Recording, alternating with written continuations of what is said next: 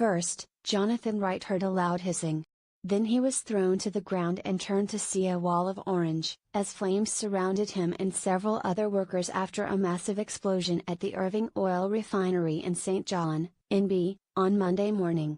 The American contractor said his workspace was approximately 35 meters from the blast, and the only stairway out was blocked by flames. "You could not see anything besides smoke and flames," Wright said. "I thought we were done right there." Wright told his story Tuesday, as the refinery regrouped from the Thanksgiving Day explosion which shook the historic port city shortly after 10 a.m. local time and injured at least 4 workers. Mayor Don Darling said Tuesday residents living near the refinery remain very nervous, even though the fiery incident has been stabilized. He said the city's large industrial base comes with risks and there needs to be a broader discussion about the interaction between residents and industry. The St. John Emergency Measures Organization said Tuesday it has been deactivated, although some firefighters remain on the scene as recovery efforts continue. The last flare-up came at 9 p.m. Monday, as part of the normal stabilization process, the EMO said. At the time of the explosion, there were as many as 3,000 workers on the site. Wright, 43, an electronics technician from Florida, said he's worked at refineries around the world for 11 years, but has never experienced anything like Monday's drama. "It was a expletive nightmare. I've never seen anything like that in my entire life," Wright said in an interview on Tuesday. "I thought I was dead for sure." Wright said he had to jump through high scaffolding and pipes several meters in the air to escape. He didn't realize his co-workers were behind him until after he was outside, and he thought they were likely killed. Once he got outside, Wright left the premises after getting a ride with someone else who was about to pull out of the parking lot.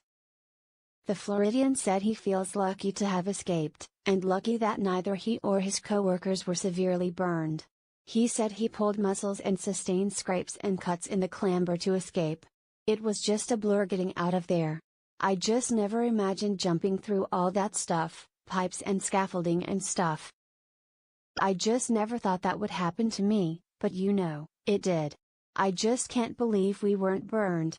Wright is flying home to Florida Wednesday, and said most of all, he is looking forward to hugging his kids and his fiancée when he lands. Irving Oil tweeted on Tuesday that the site of the incident is isolated and contained, and said workers will be back to work on Tuesday evening. Eric Brideau, Assistant Director of Investigations with WorkSafe NB, said Tuesday the investigation will focus on occupational health and safety issues. "We want to find the cause to make sure it doesn't occur again. We can write orders or it can go all the way to a prosecution, that's just a potential," Brideau said. A refinery is a very complex piece of equipment and Irving as a contractor and owner of the business, they obviously have a very large responsibility to ensure the health and safety. Darling called the city's emergency response to the explosion fantastic, but said the city needs to ensure it has proper plans in place to protect residents. He said there will still be an extensive review of the city's handling of the incident, including its communication with residents.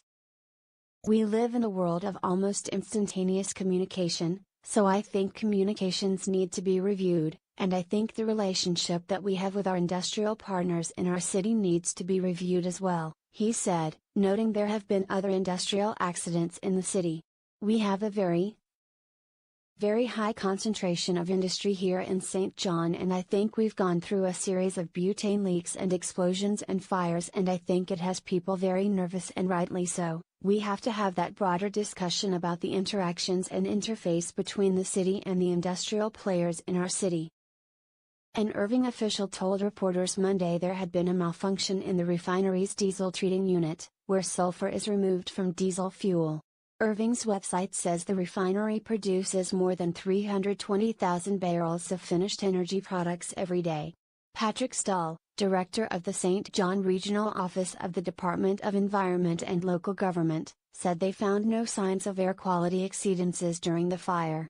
"What will happen now is obviously our staff will continue to meet with the refinery and will continue to monitor the situation and will also have a detailed incident report provided from the refinery as well," said Stahl.